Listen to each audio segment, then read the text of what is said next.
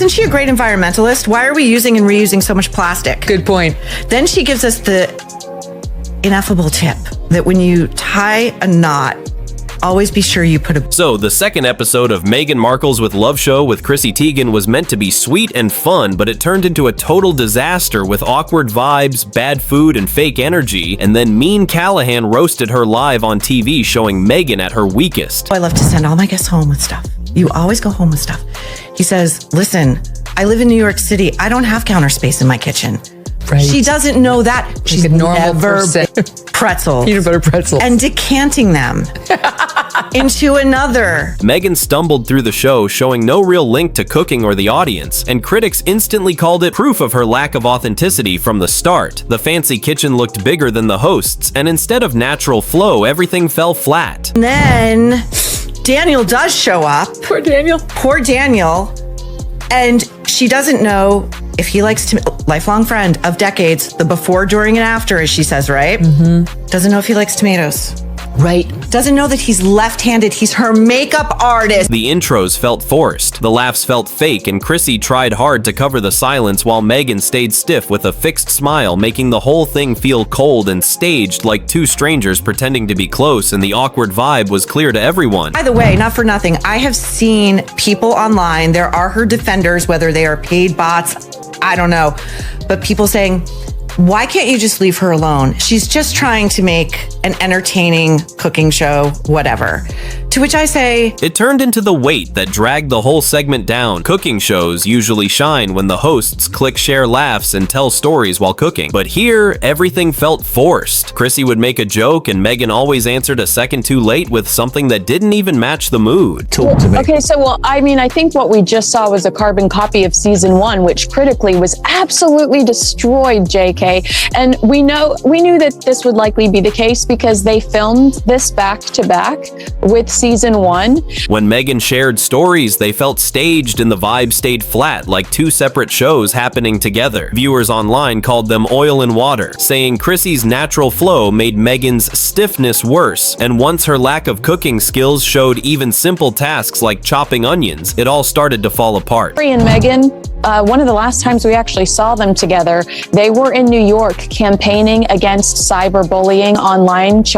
They're campaigning for children and against bullies on the internet. Chrissy Teigen told a teenage girl on Twitter. Meghan held the knife awkwardly, her cuts messy, and at one point she even looked off camera like she needed help. Mistakes kept piling up as she fumbled with basic cooking terms, and Chrissy had to step in. Instead of leading with confidence, she looked unprepared, and every shaky move took away from the role, making the whole cultural theme fall flat. Did you see Jamie Kern Lima?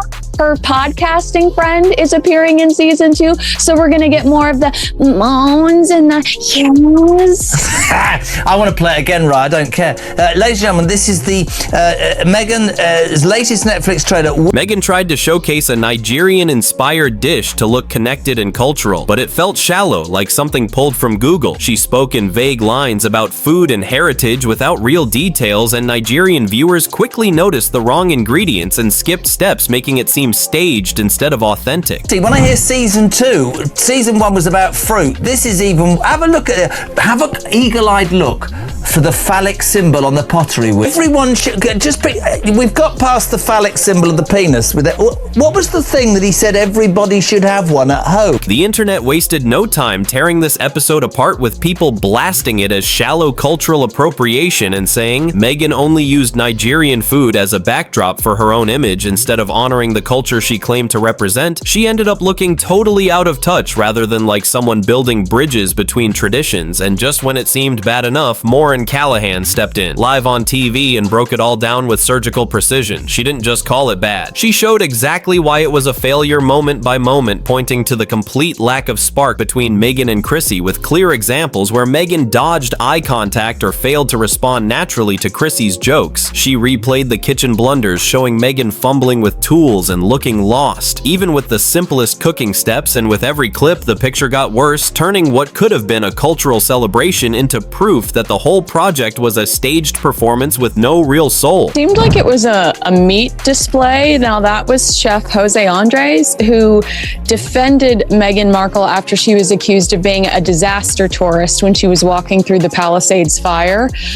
He also does a lot of work with Martha Stewart and has had to sit there and bite his tongue when Martha's asked about Meghan Markle. Callahan did not spare a single detail when tearing apart the cultural side of the episode. She called it a full-on lesson in how not to approach heritage cuisine, pointing out that Meghan's explanations were hollow. Her ingredient choices felt token, and there was no real story or history to ground the dish in true Nigerian tradition. For many viewers who already felt uncomfortable watching the episode, this breakdown was like a confirmation in bright lights, and for those who had not even seen the segment yet, Callahan painted such a clear picture of every flaw that tuning in became pointless. They already understood it was a train wreck by the time she finished speaking. The narrative was locked. What could have been brushed off as just an awkward moment turned into a defining blow to Meghan's media image outside the royal family. The cold chemistry with Chrissy, the clumsy cooking, the shallow attempt at cultural connection, and the sharp public takedown all blended into one story that showed no matter how many resources, how much prep time, or how many experts she had around her, Meghan still came across unready, unconvincing, and disconnected from the role she tried to play. But that seemed like such a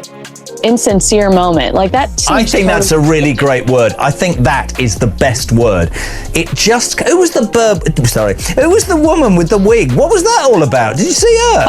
I don't know who that was. She needed a haircut, man. I wouldn't want her hair in the stuff that she was making. Dreadful. Meghan had failed to meet even the most basic expectations of a televised cooking segment, and for her critics, this was not just another flop. It was the ultimate proof that the polished image she has spent years building collapses under the pressure of real-time performance. The gap between brand and reality had never looked wider. The episode itself was just the spark, but what came after turned into a full-scale inferno. Social media went into overdrive almost instantly, not with support or sympathy, but with non-stop mockery and frustration. Clips of her awkward performance cut with sarcastic edits and captions spread faster than her team could push official content. Hashtags exploded within minutes, with terms like cooking catastrophe with love without skill and out my kitchen becoming rallying points, uniting both her harshest critics and disappointed casual viewers. It was the kind of viral storm that not only magnifies a single bad performance, but also reshapes the narrative of her entire post-royal career, showing just how quickly one shaky live appearance can ignite into a reputational wildfire. I think that was her natural hair. But what I will say is that was one of the biggest complaints from season 1,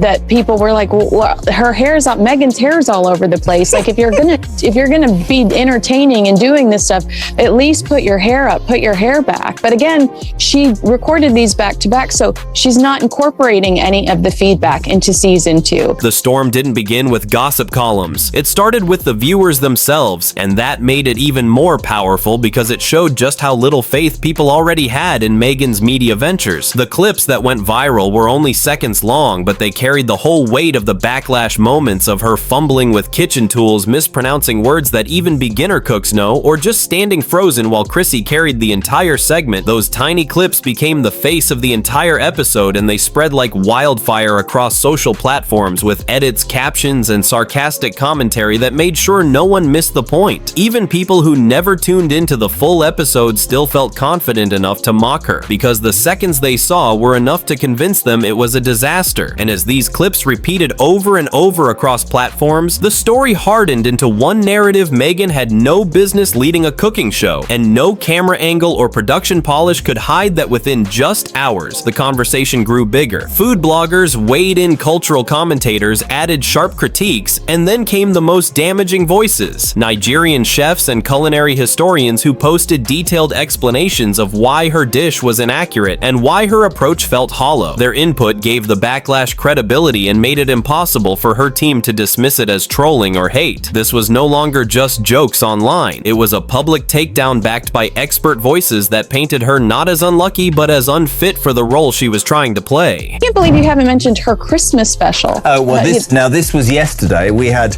a whole series of what people should call it. I mean, Meghan Markle's mince pie, I can't even remember, murder.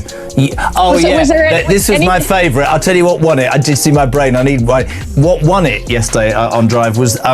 What really sent the whole backlash into overdrive was when experts started breaking down the food itself, showing in detail how the substitutions Meghan used were far from traditional and how the techniques were either done wrong or left unfinished. This moved the reaction away from just internet trolling and turned it into something more serious, a case of cultural misrepresentation. It stopped being about whether Meghan could cook and became about how careless the show was with presenting heritage food to a worldwide audience while people online made memes and jokes. Professionals and industry voices began looking deeper at the business side of it. Netflix, a company that prides itself on delivering top-tier content, was suddenly being questioned, not only for the bad episode, but for the entire decision process that allowed it to air the expensive set, the perfect lighting, the designer kitchen, the high-quality camera work. None of it could cover the cracks. In fact, the more polished everything looked, the easier it became to see how empty the core was. Viewers realized this was not some scrappy low-budget project that ran into mistakes. It was a big production with resources, money, and planning, and yet it still collapsed under the weight of its own flaws, making the failure stand out even more. So much nicer. I was going to go with ho ho ho,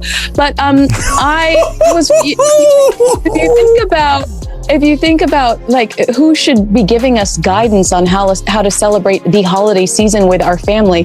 Netflix had invested heavily into this series, giving it the kind of glossy production that screamed prestige with flawless lighting, a designer kitchen, and cameras that could make anything look cinematic. But all that shine could not hide the fact that the episode itself was a flop, and the whispers in Hollywood made it sting even more. Insiders suggested Netflix executives already knew the installment was weak long before it aired, but they pushed it out anyway, hoping that Meghan Markle's star power would be enough to pull people in. It was a bold gamble, and in the first 48 hours, it looked like it paid off, as curiosity clicks poured in and the numbers spiked. But experts quickly warned that this was a dangerous trade-off. The short-term hype came at the cost of long-term credibility because streaming is built on trust, and once that trust cracks, it is almost impossible to fix. Analysts pointed out that if big names keep delivering weak projects, audiences will eventually stop tuning in altogether. One even said you can only sell a name for so long before people demand real content with real substance. And when that demand is not met, the disappointment cuts deeper than a single bad episode. It becomes a pattern that makes viewers question the entire platform. And in this case, it turned what could have been just a minor stumble into a major warning sign for both Meghan and Netflix. If you enjoyed this spicy breakdown and you want more hot gossip and inside drama, make sure to subscribe to Jacob Reports, because that's where you'll always get the stories celebs try to hide and I bring them straight to you. So hit that bell too, so you never miss a single update.